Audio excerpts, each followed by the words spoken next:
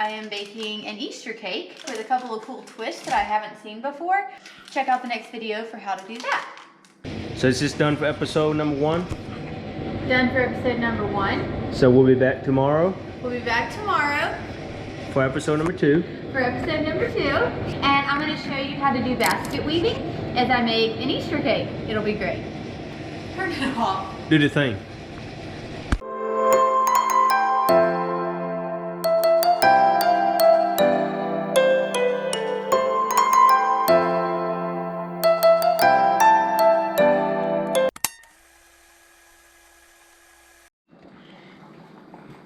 Alright, so I'm getting our Easter cake white iced here. This is just a regular buttercream icing. We'll do a video sometime on how I make that. So what we're going to do is we're just going to white ice this. The top is going to be white, and the sides we're doing a thinner layer because we're going to do the basket weave along and we don't want too thick of a layer of icing. So, I'll see you in a minute.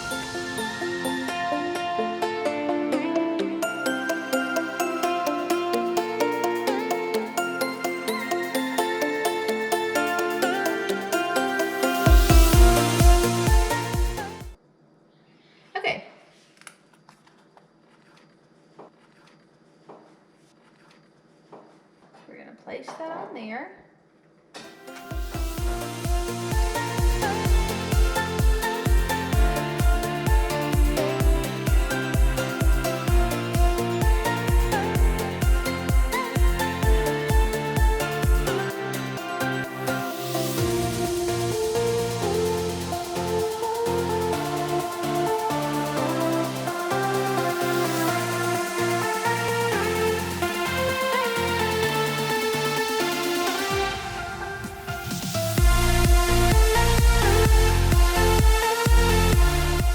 While Margaret has been busy baking, I've been cooking spring rolls. Look at the spread. You better hurry or we're going to be late. Look at the spread. Hi guys! Alright, so we're going to finish making our Easter basket cake.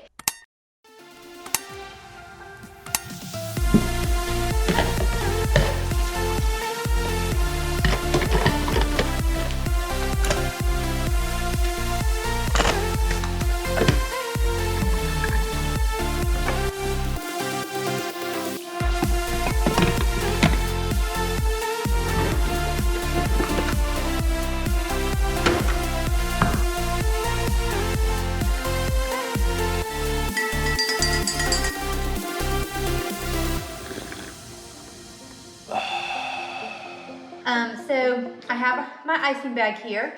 To do the basket weave, we're going to use the Wilton tip number 48. Right there. It has these little ridges on it, and it's on both sides.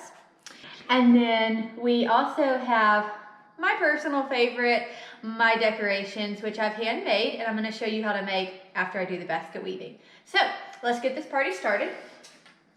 We're going to fill up our bag. Now, something that I don't do is fill it up all the way to begin with. Reason is our hands are warm and it will start melting in your hands and your icing will get a lot warmer and it can get softer and not do as well. All right, so I had my icing covered with a paper towel, a wet paper towel, so that it does not form crystals on top. Now, what we're gonna do is we want to do this in a dropping motion. So we're gonna start at the top. And we're gonna kind of pull out as we come down because I want it to fall up against the cake. I don't want to put my tip up against the cake. And we're gonna get to the bottom and pull away. Now, we're gonna come up here and going one width out, we're gonna make our lines. Hold some good firm pressure. We're gonna skip one and then come down.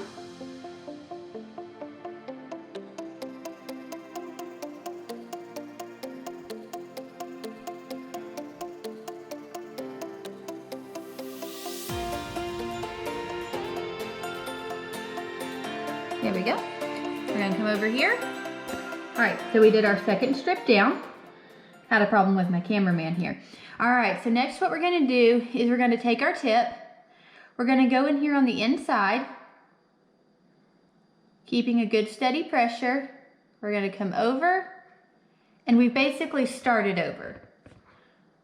Come in here, good steady pressure, and over. And what you'll see is you are attaching this strip right here with this wrap. The cool thing about this is it covers up any blemishes that you may have. So smoothing the sides is only important so that you have a smooth surface to work with, not so much that you need it to look perfect.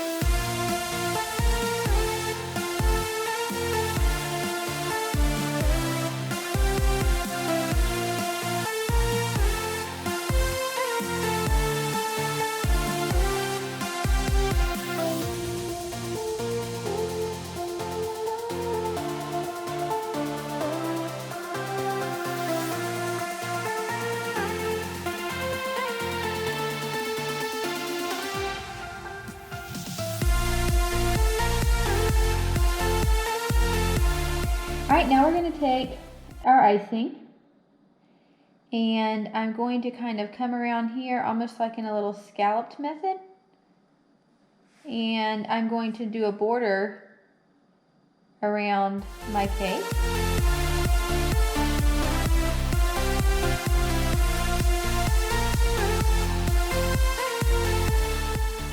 All right, so now I'm going to show you how I make my decorations.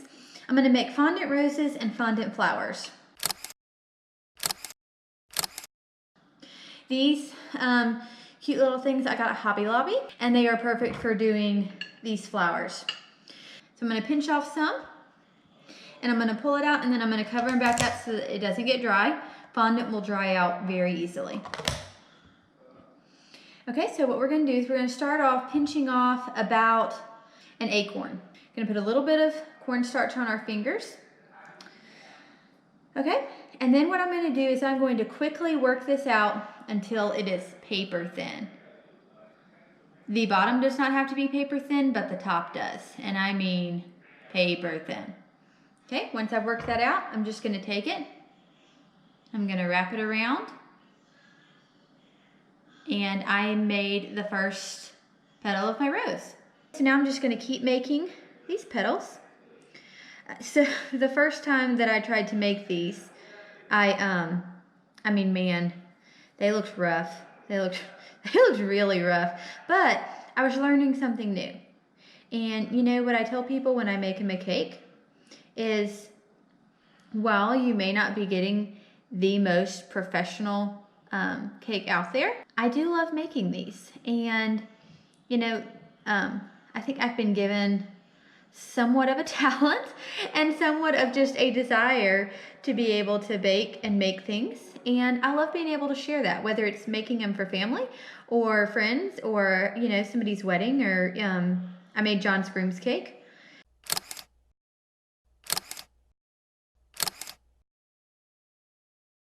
So, you know, I mean, it's a really fun way of sharing a talent. And I think sometimes people are so afraid of making a mistake or not being as good as someone else that they don't share. And I mean, you know what? Nobody is perfect, and everybody started somewhere. So I'm starting here, and you know, every time I do a cake, I learn a little something new, and I love that. I love learning. I don't mind being corrected. When I went to order my wedding cake, the lady who I was ordering it from was an angel, and I actually went to her house, and she took me back in her kitchen, and wow, y'all, I got to see her baking kitchen, and it was just incredible. And we were talking, and she asked me how I did something, some kind of decorating thing, and I told her. And she looked at me and she kind of laughed, and she goes, "Girl, you're doing that such the hard way." And she showed me a new way of doing it. And my goodness, y'all, I mean, it was just like 10 times better than the way I was doing it. And, you know, it was really cool. She was correcting me and telling me that I'd been doing it wrong all this time.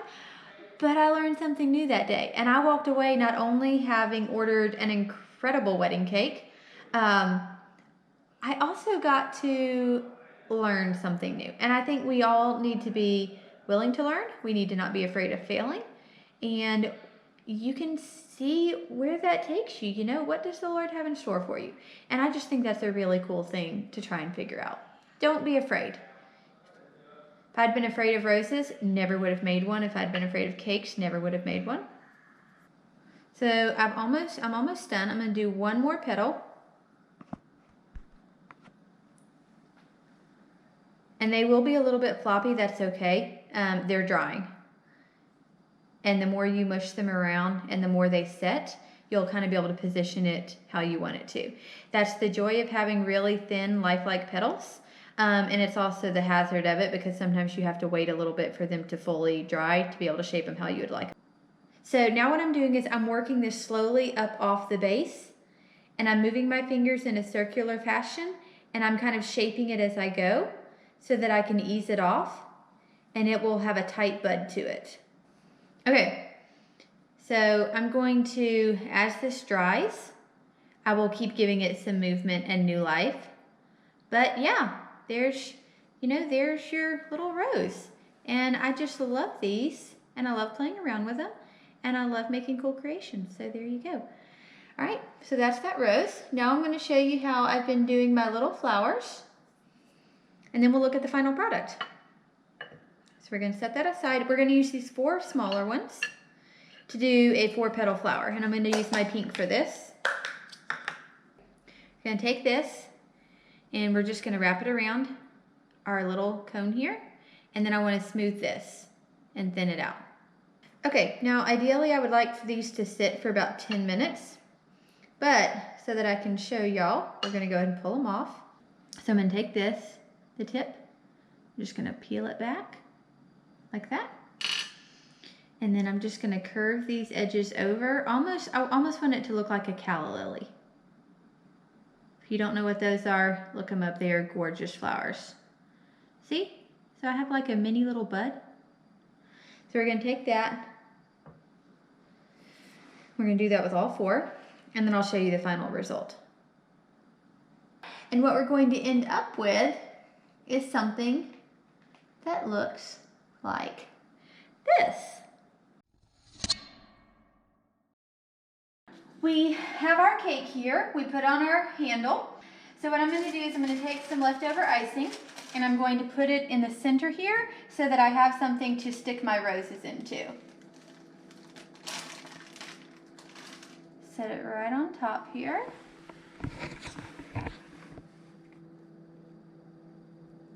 Okay. Now we are going to stick our roses in. They're pretty much dried. And there's not a set way these have to be done.